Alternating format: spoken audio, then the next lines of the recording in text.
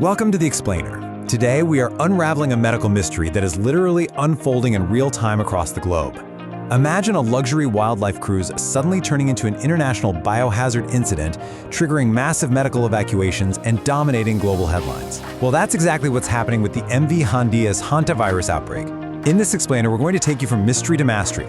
We'll map out exactly how this bizarre pathogen actually hijacks the human body, why this one specific strain is breaking basically all the rules of virology, and the crucial everyday mistakes you absolutely must avoid to keep yourself safe. So here's the big question on everyone's mind. Is the MV Hondius the epicenter of our next pandemic, or is it just a storm of panic?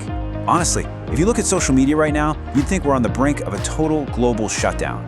And look, the stakes of this cruise ship crisis are undeniably high. We're talking about a virus with a mortality rate that absolutely dwarfs a lot of what we've seen before. But our job today is to separate the hard scientific facts from the viral internet fiction. Let's get right into the timeline of what actually went down. Section 1. Crisis on the MV Hondius. Okay, let's dive into this. How does a high-end trip to some of the most remote corners of the Earth end up triggering international alerts? Well, the Dutch-flagged MV Hondius set sail from southern Argentina on April 1st. They had 149 people on board, all heading out to visit these beautiful remote wildlife areas. But by mid-April, tragedy struck with the very first death on board. Fast forward to early May, and the ship had to anchor near Cape Verde to be completely deep cleaned by professionals ahead of a planned evacuation.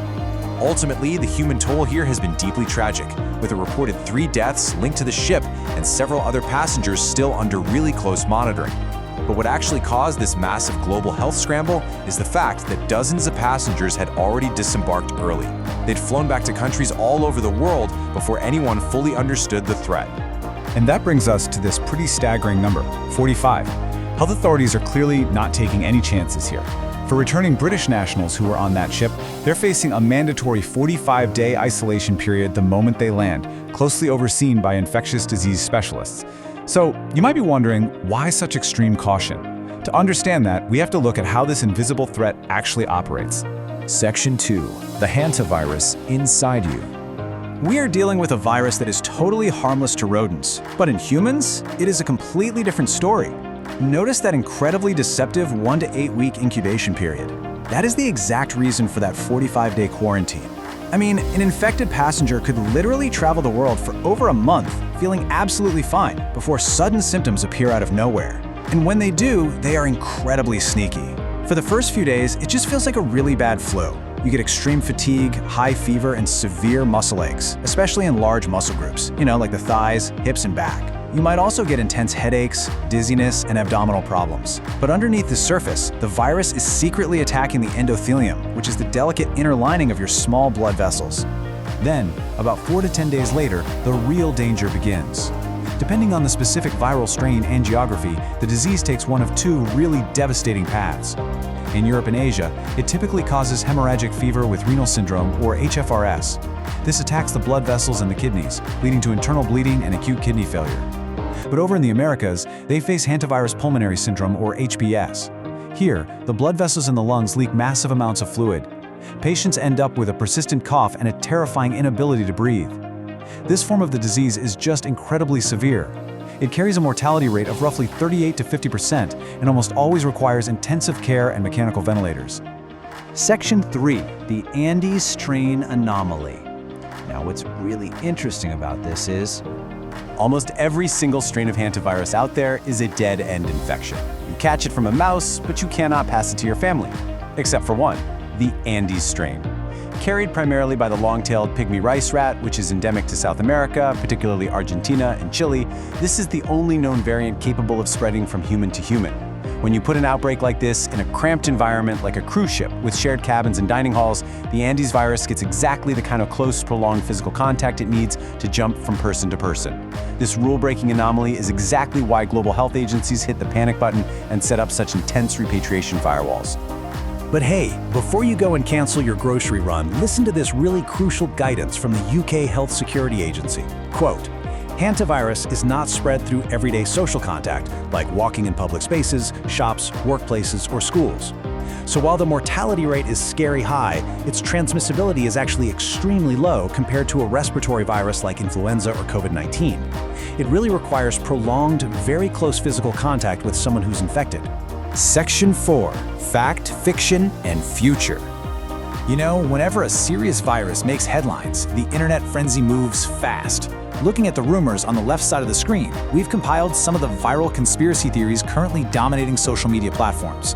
There are claims that this was predicted by the Simpsons cartoons back in 2022, rumors that tech billionaire Bill Gates engineered this to force vaccines, or even that the late Colonel Gaddafi warned of superpowers using engineered viruses. As an explainer, we impartially report these claims just to show you what's out there, but we really need to anchor our analysis on the right side of the table. The scientific reality provided by the WHO and CDC is quite different. Hantavirus is an endemic zoonotic virus that they've been tracking for decades. It spreads naturally through aerosolized rodent waste, not as a bioweapon. And despite what the rumors say, there are currently 0 approved vaccines for the public, and again, it requires extremely close physical contact, meaning it behaves absolutely nothing like COVID-19. Now, that lack of an approved vaccine brings us straight to the future.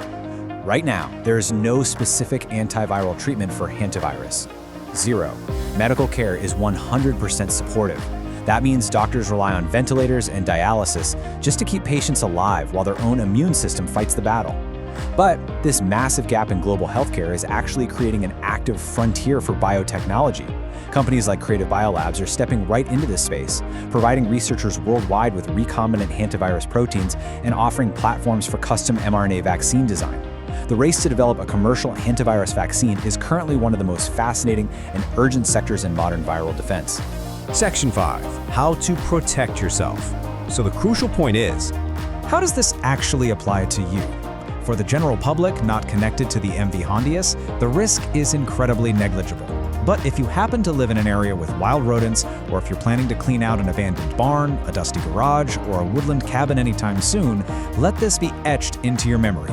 Never use a broom or a vacuum on dry rodent droppings.